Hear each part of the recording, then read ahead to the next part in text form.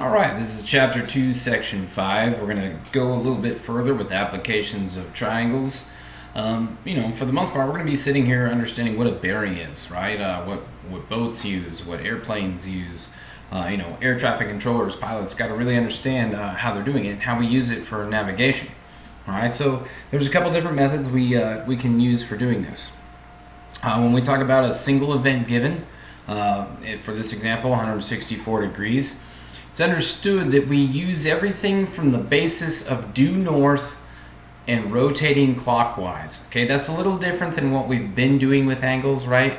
Normally we've been starting at the x-axis and moving counterclockwise as our positive angle rotation. But when we're talking about a bearing, okay, we're going to be from due north, which means straight up to 0. Okay, so north, south, east, west on a map, and pointing straight up is north. And if we rotate 164 degrees, we're going to rotate clockwise now as something that's positive. So 0 is essentially our north. All right, so we're using a compass now. So those of you that have been in Boy Scouts, Girl Scouts, those sort of things, or outdoors type people, and you got to use a compass, this is really kind of how this comes down to as well. All right, so due north, when we say due north, that means we are exactly lined up to north. You can say due east, due west, due south. It means that you're directly going north, directly going south in that sort of aspect.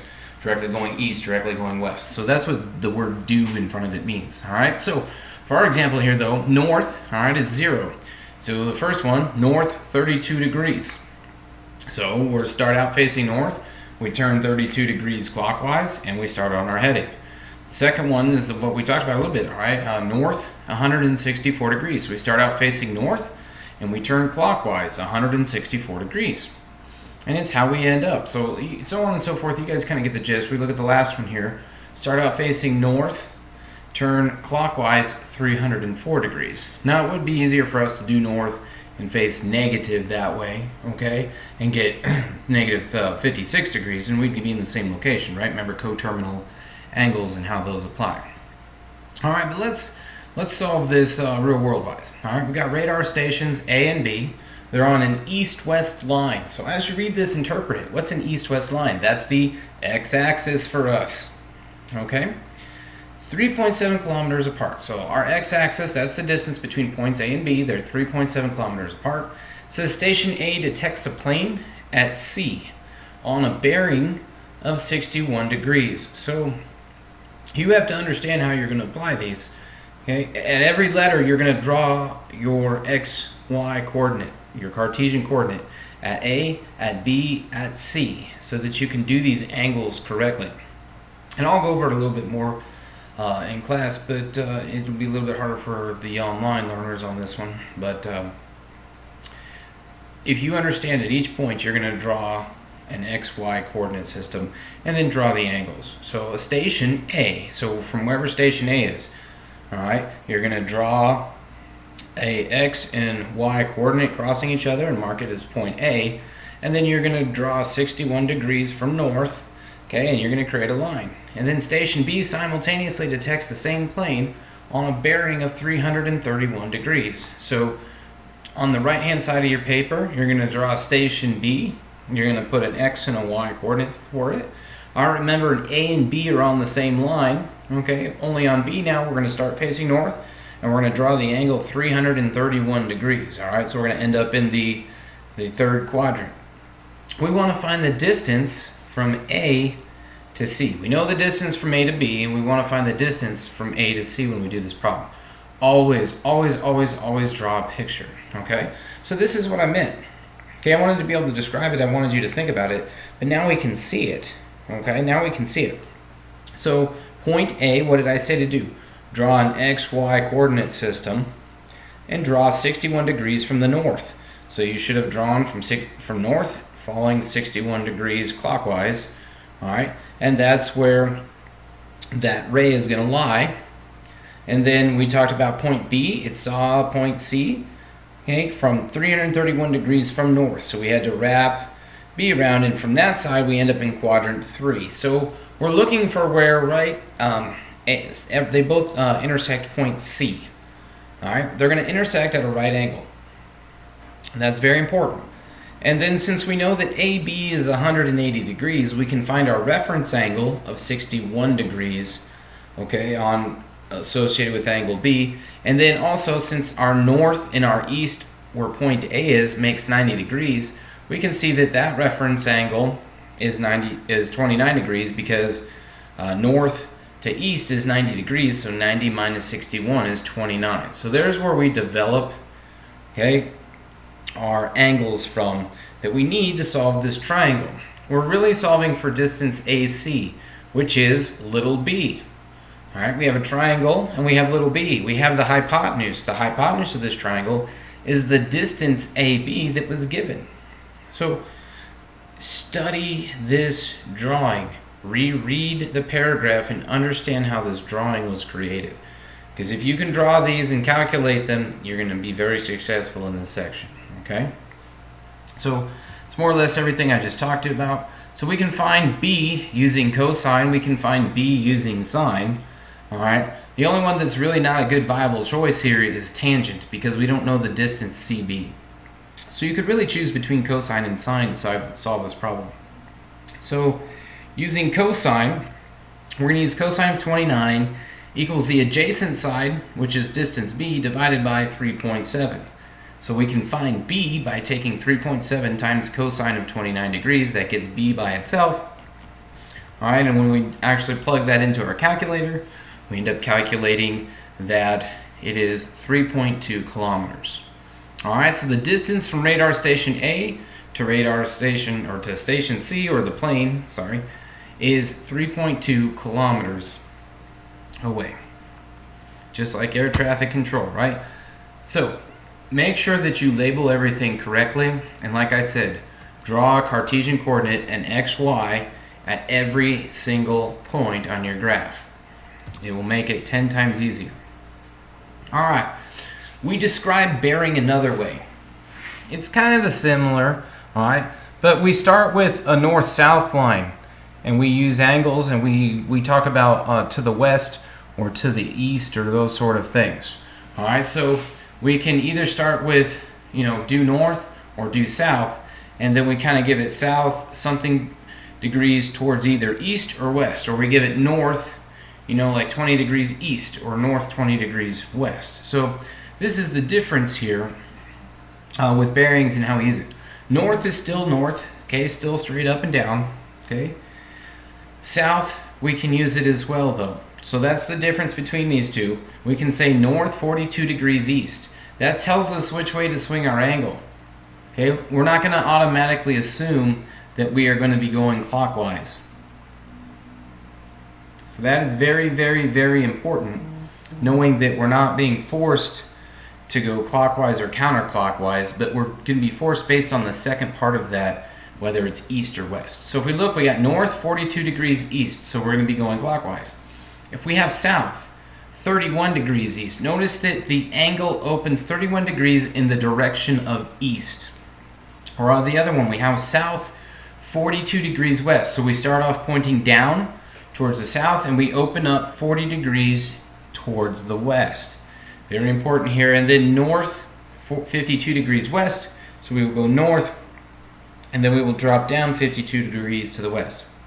So there's no clockwise or counterclockwise in this direction. It's pretty straightforward that you're either facing north and you're going towards east or west, or you're facing south and going towards east or west when we do this. Same concept when we do these problems, though. All right, I want you to draw a Cartesian coordinate system at each point. So a ship leaves port and sails on a bearing of north 42 degrees east for 3.5 hours. So you, on your paper, draw a dot. Draw in the middle of that dot is the origin of your XY axis, and I want you to draw north 47 degrees east. So start out going north and drop 47 degrees to the right, and draw a line that extends in that direction, and write that the magnitude of that line is 3.5 hours.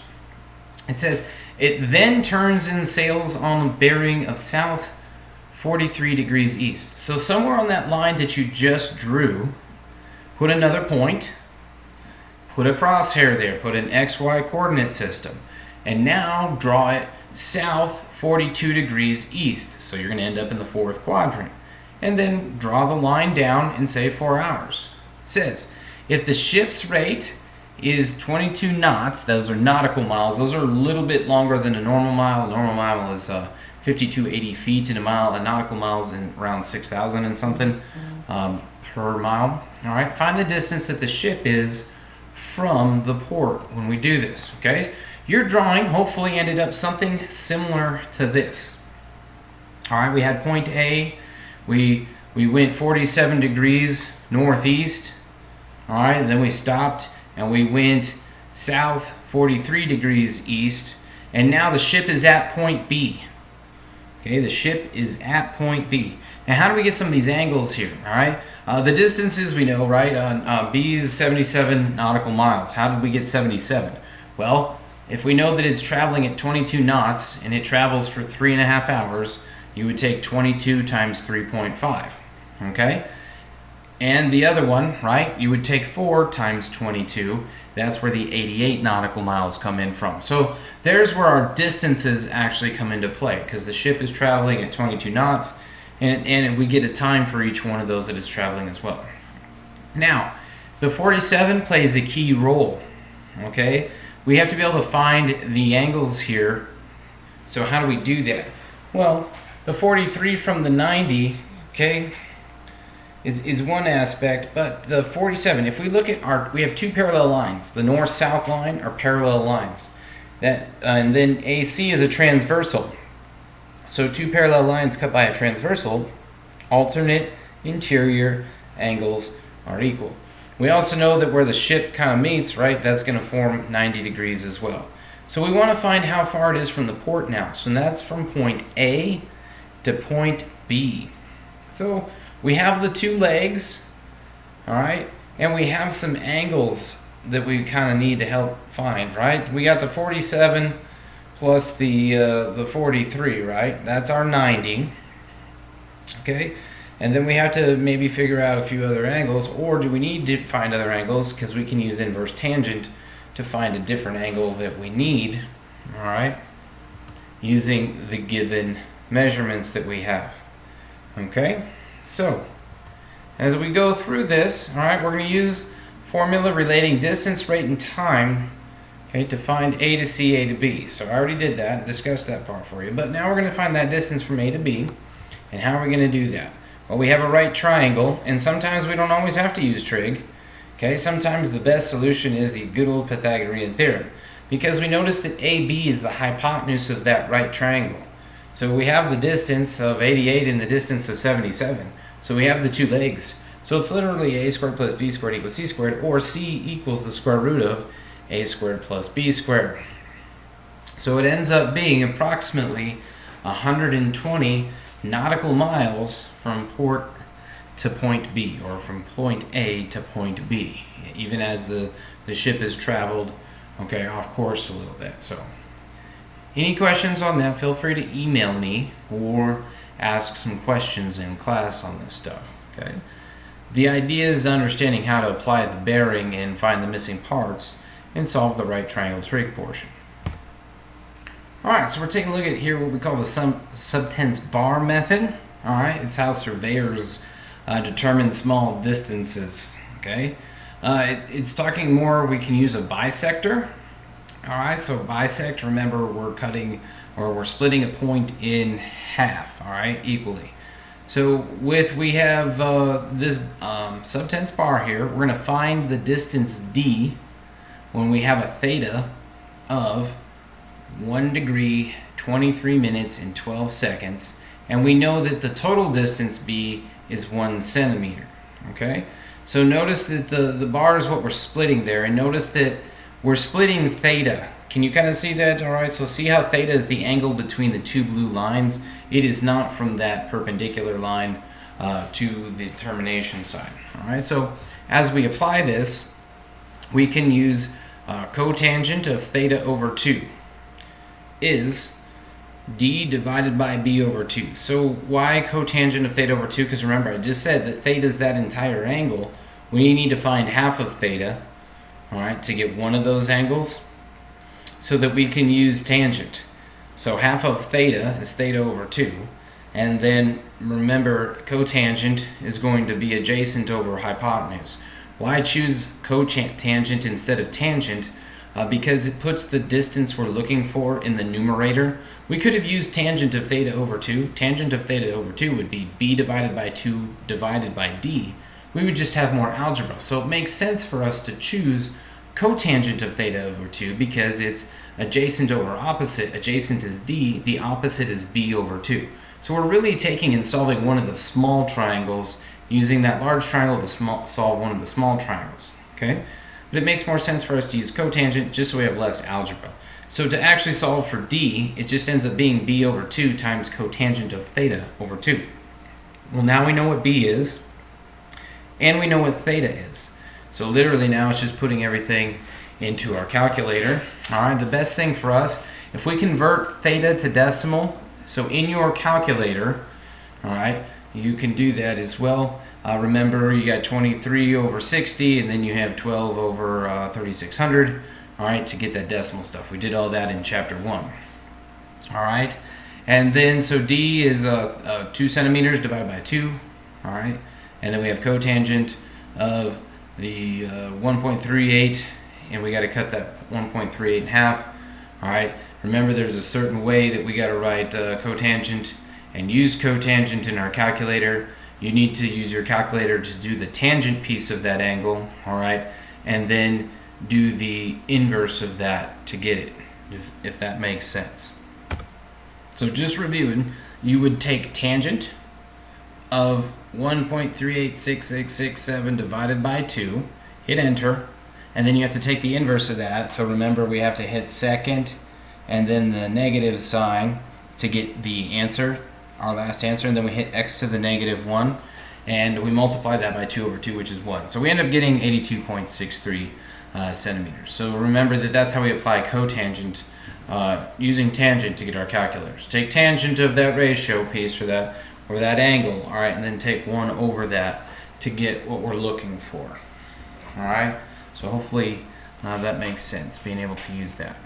Okay, so how much change would there be in the value of d, that distance, we're talking the same triangle here, if theta were 1 second larger? 1 second larger. All right, so if theta is 1 second larger, it's now 1 degrees, 23 minutes and 13 seconds, because it was 12 seconds. So theta as a decimal is 1.38694. We've substituted in the same exact way in our calculator, and we get 82.61. Okay, so there's a small difference here of 0.016 centimeters. All right, so you find the difference by subtracting the two. The 82.634, that's what we found when theta was 1 degree, 23 minutes and 12 seconds. And then the 82.61 we just found on this slide here as the 1 degree, 23 minutes, 13 seconds. So what 1 second difference makes in our centimeters there. All right, let's do another one here. We want to incorporate some algebra here and use that to solve our problem here. We know some distances, we don't know the all. All right, so let's read through the problem. It says Francisco needs to know the height of a tree. From a given point on the ground, he finds that the angle of elevation, remember that's from the x-axis up, to the top of the tree is 36.7 degrees. Then he moves back 50 feet from the second point. Okay, the angle of elevation to the top of the tree is 22 degrees. Find the height of the tree to the nearest foot. All right, so this is how you can sometimes estimate, you know, and how surveyors might have to estimate something when you can't get directly to something. All right, you use a frame of reference type thing. So notice we don't know what x is. We don't know how far he originally started from the tree. We just know that when he started at point A, it was 36.7 degrees to the top of the tree, and then we move back 50 feet, okay, and he's able to figure out that it's 22 degrees there. So we do have one known distance, right? We have a known distance of 50 feet in one aspect, and that's the distance from D to A, and then the distance from A to C is our distant x, and we want to find the height of the tree. All right, so I mean, there's a couple different ways of doing this, but let's take a look at how we have to set this up and kind of walk through it. All right, we want to find, okay, the height of the tree. Well, the first way we find the height, all right, is tangent of 36.7 is h over x, right? Opposite over adjacent. So we know height as a formula now. We know height as a formula. And we're going to be able to relate these two, so we can use both scenarios here. So height is x tangent 36.7. We're halfway done with the problem. We have another way of finding height, right? Using our 22 degrees. So we use the other triangle. So hopefully everyone can see the two triangles here. We have triangle ABC and we have triangle DBC. So we're using two different triangles here. So in this case, tangent of 22.2 is opposite, which is the height of the tree, divided by adjacent. Adjacent is the section DA plus the section AC. We're looking for the entire piece DC there. So it's going to be 50 plus x. 50 plus x. Alright, so now we have two h's. We have the first one we calculated, which is x tangent of 36.7. And we have the next one we tackled, right? Which gave us h was 50 plus x tangent of 22.2. Now, you should know from algebra, we have two equations and we have two unknowns. We know that h is the same thing in both scenarios, so is x. So what can we do? We can set these equations equal to each other and solve for x. So I can say that x tangent of 36.7 is equal to 50 plus x tangent of 22.2. So what you need to make sure that you do when you're solving this, all right, is we have to distribute the the tangent of 22.2 degrees to the 50, and we have to distribute it to the x. All right, so when we rewrite this, we have x tangent of 36.7 equals 50 tangent of 22.2 plus x tangent of 22.2. So we had to use the distributive property there. All right, now we need to get all the x's on one side and the constant on the other side. So we're going to move the tangent 22.2x over there to the left side. Okay, we're going to do this. So we have x tangent of 36.7 minus x tangent of 22.2 equals 50 tangent of 22.2. What should we do? How do we get x alone there? It has a tangent next to each one. We're going to factor x out. It's in both of those, so I can factor the x out. Alright, so when I factor the x out, I get x times the quantity of tangent of 36.7 minus tangent of 22.2. That is equal to 50 tangent of 22.2. Alright, then I divide both sides by tangent of 36.7 minus tangent of 22.2. And you put the numerator and the denominator in parentheses. Make sure the argument for your tangents are in parentheses. So when you say tangent of 22.2, you should really have tangent parentheses 22.2 close parentheses in each one of those scenarios. All right, and that will help us solve for x. Okay, so then once we know x, we can substitute it in and find h back into the original equations. Okay, and it doesn't matter which one you choose. You can take whatever that is and substitute it back in and get h. So you can get a numerical value for x if you want.